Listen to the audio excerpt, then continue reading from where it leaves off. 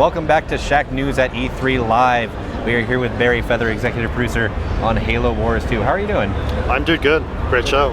Great show. Yeah. So you guys just announced, you sort of like stealth announced after your press conference, a new expansion pack for Halo Wars. Tell us all about it. We did. We did our daily show on Monday, released the teaser, and it's super exciting. New expansion pack has the campaign that you play the Banished. It's always fun to play the bad guys. You get to play the bad guys this time. We're bringing the Flood back for the first time since Halo 3, and that's going to be your primary competition in that campaign. It's a brute campaign. Banished are a brute faction. We're going to meet two new lieutenants of Aatrox, who's the head of the Banished. They are very different play styles that they're going to be super interesting. We have some blur cinematics. We did the teaser, which is a blur cinematic. So the fans love those blur cinematics. They're like top of the industry, and so they'll get a little bit more of that in there. We also have on the E3 show floor a demo of a new mode that we have, which is Terminus Firefight. It's a firefight mode, but more of a base defense. So you get tech trees, you get all the stuff that the RTS fans love, and you have unending waves of enemies coming in. And some of those waves are flood waves, and they're terrifying when you see all those infection forms and all of those infected brutes and humans and stuff coming in. It's like, oh my god, am I ready for this? And it's super exciting. So after you launch Halo Wars 2, I should use the full title because it was Halo Wars. You start looking forward to what's next. What are we developing next? And what were sort of your goals that you wanted to accomplish with your DLC? Our DLC, so we've launched a lot of DLC after we've launched. One, to provide new leaders. We had 6 in the original launch, but we wanted to provide some different colors, some different things. We have Colony, the first hunter leader, and the first time a hunter has been spoken in any Halo. So those interesting things, different gameplay mechanics. We've had very offensive leaders like Katsano, Super Rush, flame-based. We've had Johnson, who's a very defensive leader, and want to kind of provide those different kind of play styles. Because you have the turtle, in RTS you have the turtles, you have the rushers, you have all those different things, and we want to give them multiple leaders on each of those kind of strategies that they could use. We're also bringing in some DLC in the future, which is a couple more an extension of the campaign, so a few more campaign missions before we get to this bigger DLC thing. But ultimately, we just want to tell the story of the Banished, because it's a new faction that are super interesting. They basically held the Covenant to a standstill. When the UNSC was fighting the Covenant, the Banished were actually fighting them behind the scenes as well, and they almost, taking from one of those cinematics, they almost crushed the UNSC. They were never even close to crushing the Banished, and so it's a super interesting faction that they were able to do this, behind the scenes, and basically hold this huge, galaxy-spanning, group, at bay. So just we want to tell their story a little more. And the Banished are an interesting faction. They're I'd say a little more feral than the UNSC.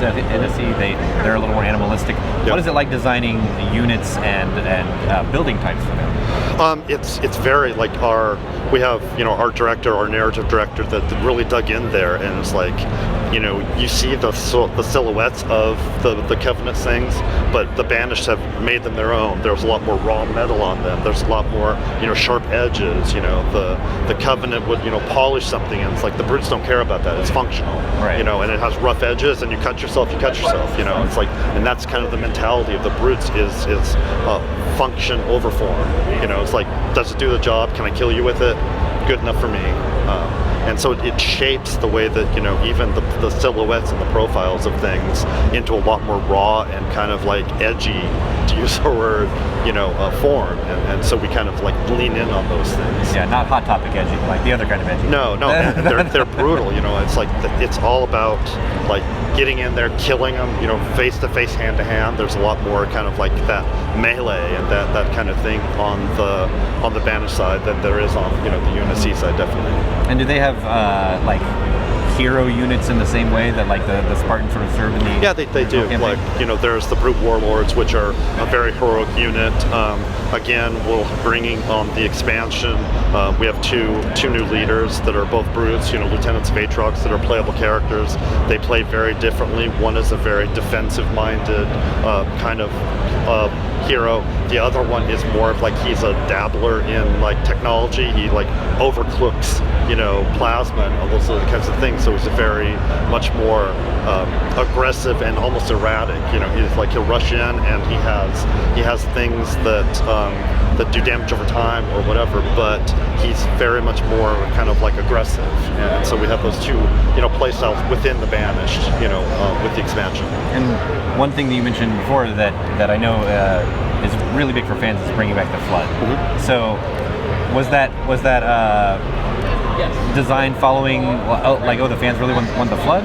Was it just something you thought really fit neatly into the story? The Flood fit in so many different places because they fit canonically because they run High Charity. High Charity crashes on the Ark. We're on the Ark, so they're already there. So we don't have to do any magic to try to bring the Flood into where we're playing.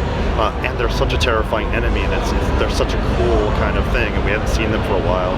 So I think in all of those things kind of married together into us really wanting to bring, the Flood back to the Halo universe, because we have fans that really, if they haven't played back on Halo 3, they may have never seen the Flood. Sure. What made this the right time to bring back the Flood, like narratively? Like, we haven't seen them since Halo 3, but what made like Halo Wars 2 the right place to kind of just decide to bring them back? Honestly, it's part of it again is because it fits, because we don't, if with the Halo Wars universe, we're already on the Ark. They're there, we don't have to like make a magical transporter and move them someplace that they aren't in the canon. And the canon is very important to us. Our fans are very passionate about understanding, all the rules of the Halo world, and that makes it really easy for us to do it naturally as opposed to trying to force it in because we want to bring the Flood back. Yeah. So, because it's the Flood are a different kind of enemy than we've ever dealt with in Halo Wars specifically, because in RTS it's a strategy versus strategy. You're trying to outsmart each other. Yep. The Flood aren't about smarts. They're not mindless, but at the same time, like, they're not the standard enemy. Yeah. So how does that change the gameplay dynamic of Halo Wars? I think it means that you're prepping for a rush all the time. I mean, it's that's kind of the one thing. They're playable. You're going to be playing them mostly in campaign, which is again a more scripted set of events versus in like a death match. They're not a playable race when it comes to like if we matched in multiplayer, you wouldn't be playing the Flood. So we have scripting, and we have the way we can actually control the way that they engage with the Banished in the campaign. So it's going to be very terrifying, but it's also going to be very Flood, because their entire goal is to find more intelligence, to find more things to affect, make themselves bigger, Gravemind, all those things, and so they definitely have a motivation, and it's you can see that in the way that they play. Can you give us, is there a non-spoilery way to give us sort of an idea of how the Banished and the Flood clash? How do they come in contact with each other? What's the impetus for this? I think just the shortest is Aatrox is looking for more weapons. He's like, I always want more and more and more because I need to build my army. They suffered a setback, with the first campaign in Halo Wars 2. The UNSC kind of destroyed a carrier and kind of destroyed a lot of their equipment, and so they're like, oh, hey, there's this high-tech, thing that we think that there's a lot of like new weapons and vehicles and stuff in there. They don't really know that it's High Charity. They just can detect that there are Covenant power sources or something in there, and they they basically burrow in to try to get this thing, and they unleash the Flood. And then the hijinks that follow happen.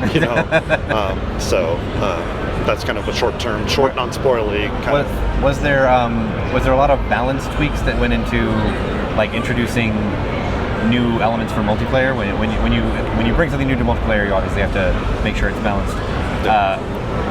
What did you look at regarding the game's balance as it stood without this expansion, and that you wanted to sort of address with this? We're actually doing balance updates every month. As we release DLC, and we've even done some between DLCs. We look at who's playing what leader, how they're winning. We look at the feedback from the fans. We're basically trying to make it an even playing field, so you can play whoever you want and still be competitive. And so we're constantly looking at that. We have like a lot of metrics. We gather a lot of data about what units are being played, how they're dying, what they're killing, all of that stuff. And we're trying to basically rock paper scissors it. We have a triangle of infantry and vehicles in air that we're trying to kind of balance. We have some units that break that. Hero units are hard to balance into that triangle because they're supposed to be because they're supposed to we spend a lot of time looking at the balance of the game. Why are these two leaders not being played anymore? Oh, they're not seen as competitive. What can we do to make them competitive again without screwing everything else up? But it's a very nuanced thing, because I could think that something is overpowered. I'm just not good at it. And so it's like we can't just react. It's like, oh, no one's playing that. Well, why aren't they playing it? What behaviors are missing from that particular hero that would make it competitive? And then we kind of look at those, and a lot of them are small tweaks here and there. It's not huge. Typically, it's not huge changes. It's tweak this number here, change that behavior slightly, and then kind of brings everything back into balance. Yeah, that seems tricky. Balancing. I mean, balance in general, but like from your perspective, weighing player feedback, what they say versus what the metrics show. How do you sort of strike that? It's a balance you have to strike, and you have to look at we look at key players, we look at some of our more competitive players. We also play the game constantly, and if for instance Decimus is not being played very much, we'll all jump in and start playing Decimus and see why. Is there something changed? Is there some behavior that we've released a new leader that has kind of obliviated like one of his strengths or something, and we spend a lot of time with the game, and we spend a lot of time at the detail of the game.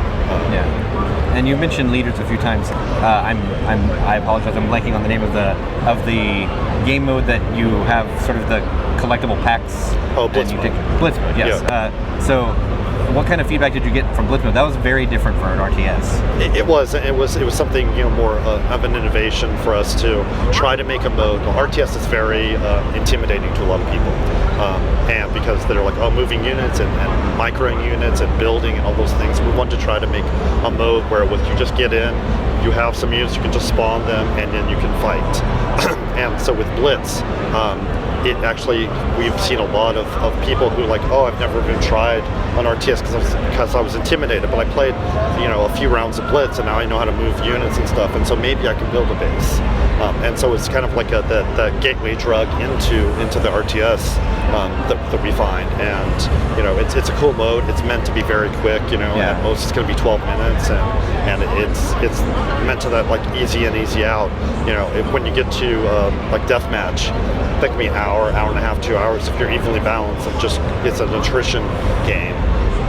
Blitz is a very quick kind of mode that people like for that reason. It's almost like the campaigns tend to have parts of the stages that are preset. You have these units, that's your thing.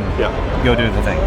It's almost like you found a way to make that a multiplayer game, which is really different. And I assume there's some cool new stuff coming to Blitz as well. Every leader that we release has Blitz. So he has cards and he has units and stuff. So as we add new leaders, it changes.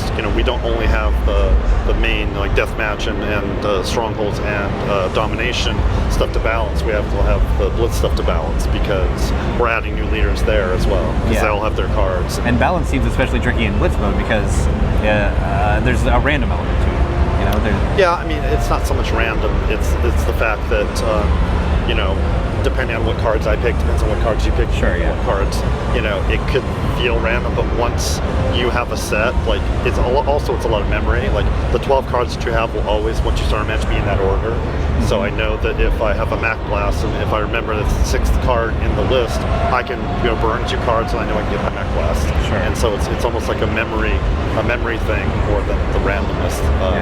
it could feel random if you've brought in the wrong units and you're like, which I often do. So you're like, oh, I'm just not going to win this one because I didn't bring any air, and that's the counter that I'm missing. That's always the challenge, which is why it's interesting playing with multiple people. So if you play like a 2v2 or a 3v3, because it's not just your deck that you're looking at balancing, it's everyone's deck against everyone else, and so is there such thing as like popular decks? Like, do people net deck on Halo Wars 2? It's less about the deck themselves. It's about the cards and what level the cards are and what counters I want to bring. Like, if you're kind of strategizing before, it's might be like, well, we need to make sure that oh, you're playing Anders and we need these 3 cards from her because those are counters for this. And I'm playing Cutter and I need to make sure that I have this unit and that unit because if they have it's a lot of like strategy in that way before you even get to the match. Once you get in the match, it's frenetic and like you're just trying to survive, but there's a little bit of planning you can do beforehand. Cool. Can we talk about unit differentiation a little bit? When you have a multi-faction game, you never want it to feel like both factions are like, oh, it's a copy and paste with a different skin, Yeah. So how are the Banished like perceptibly different than the UNSC? So the Banished are a lot more, like I said, there's a lot more melee. We have the jump pack brutes, we have the warlords and stuff. They're a lot more like getting in close and dealing damage. Excuse me. The UNSC, is more of a range kind of faction. There's differences in like the leader powers themselves as well. A lot of the leader powers for the Banished are laser based and stuff. UNSC doesn't really do lasers.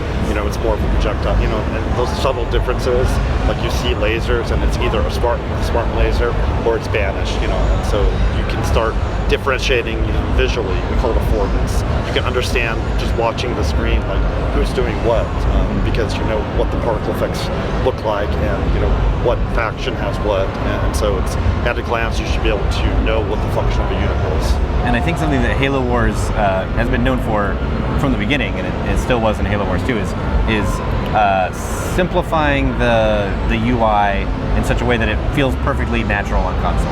It's not just RTS is known as a PC genre, and it has been for years, and Halo Wars sort of found a different way to do it. It helped make it simpler for consoles, console owners. And it's funny because even on PC, I'll plug a controller in and play on PC with my controller. It feels totally because natural. my muscle memory is such that I can boom boom boom, and I'm like remembering. Okay, what's the shortcut key for? That's F. Oh, and what is like? Oh, their powers are. So I don't have to think about that. It's just like I can do it really quickly on the console. So at least for me, I kind of played even on PC. I played the console version. So when can we play the new Banished faction? When are we able to do that? Well, if you go over to the other hall. I mean, I could run over there right now. We have the Terminus Firefight. When can our viewers play it? The new expansion will be this fall. It's a digital release DLC, so we're not announcing the actual ship date, but it'll be in the fall. In the fall for $19.99. Great. Well, thank you very much. Thank you. Thank you for your time. Thanks. And we will be back with more from Shacknews at E3 2017.